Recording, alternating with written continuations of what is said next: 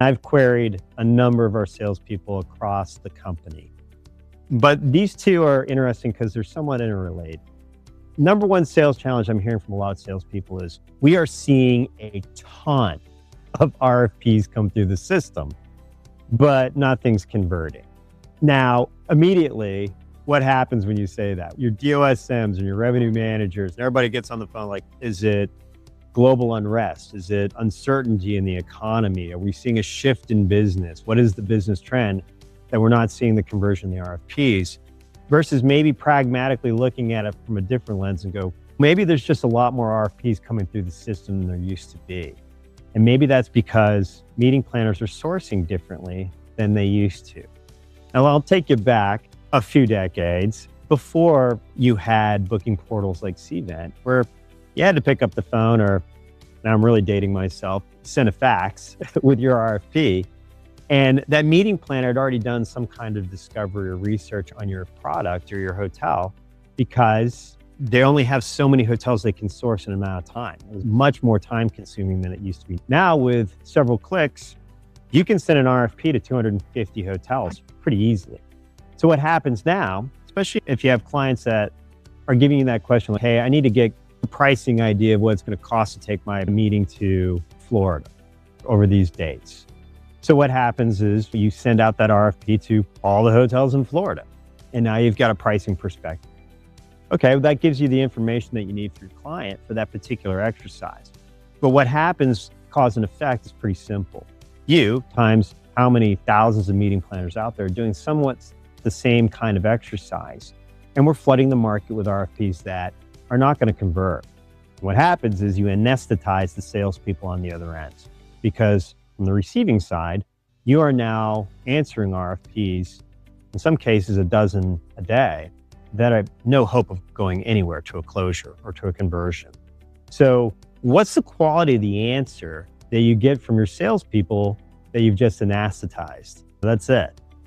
So if you're anesthetizing your sales force with dozens of RFPs that you know are not going to convert because you're doing a price check, what do you think the quality of your answers from those salespeople are going to be when you give them that RFP that really counts and you need good detail and good information from your client?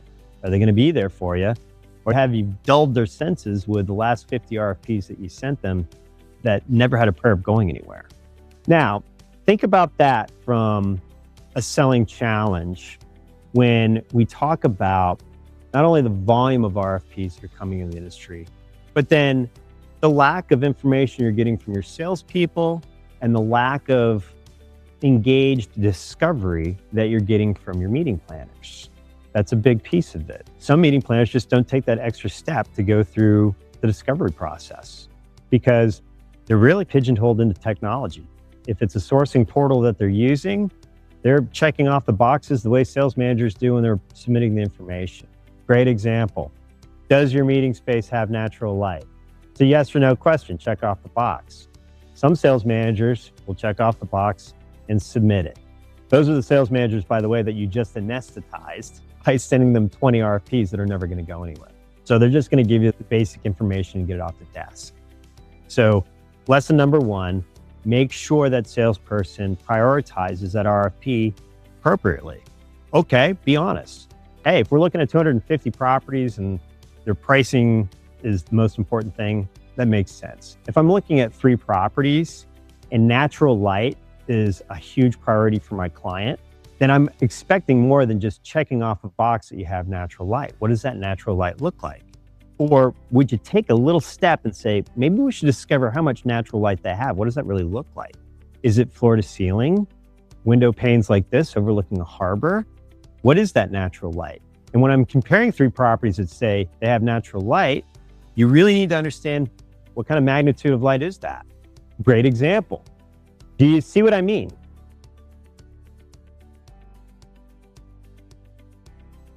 Lesson for meeting planners on this one. Don't anesthetize your salespeople with RFPs that you know are not going to go anywhere. My biggest advice to any meeting planner out there is not to anesthetize your salespeople with a volume of RFPs that you know are not going to convert. Be honest. If you are doing a rate search with 200 hotels, let your salesperson know that. If they're shortlisted with only 2 or 3 hotels on the list, and your client's really motivated to go to this destination, let your salesperson know that. Another thing we're seeing when we talk about the volume of RFPs coming through, I think a lot of what we see is meeting planners will send out RFPs and then it's kind of like a dead letter office. They get their response through their RFP portal, whether it be CVent or another one, that gets listed on a pricing grid, and that's the last of the interaction. There's no follow-up with the salesperson. So the salesperson then follows up with the meeting planner and says, hey, do we have a shot with this group? Is this a possibility for our hotel? And the meeting planner says, we haven't heard back from the client yet, or the client hasn't made a decision yet. But that meeting planner knows for a fact, there's no way you got a shot at it. You're one of 250 hotels they're sourcing. So just be honest. My vice president of global sales, my closest friend, Paul Bayshaw, has a great saying that I use a lot.